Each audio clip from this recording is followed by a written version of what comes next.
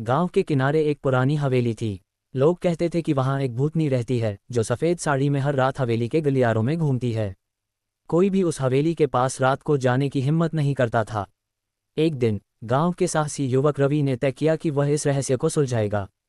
वह आधी रात को एक टॉर्च और लाठी लेकर हवेली पहुंचा।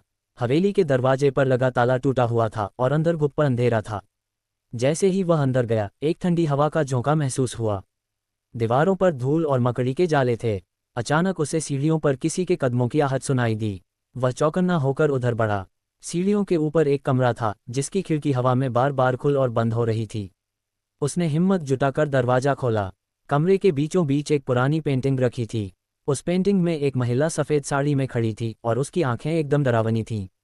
अचानक वह पेंटिंग हिलने लगी। रवि को लगा कि वह महिला उससे बात कर रही है। वह घबरा गया और पीछे हटने लगा। तभी उसे एहसास हुआ कि हवेली की दीवारों पर कई छायाएं चल रही थीं। रवि ने तेजी से कमरे से बाहर भागने की कोशिश की, लेकिन दरवाजा अपने आप बंद हो गया। एक धीमी भयानक हंसी कमरे में गूंजने लगी। रवि ने डरते डरते पूछा, तुम कौन हो?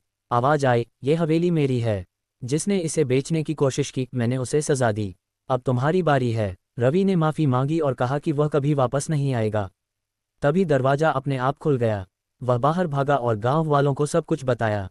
उसके बाद कोई भी उस हवेली के करीब जाने की हिम्मत नहीं कर सका।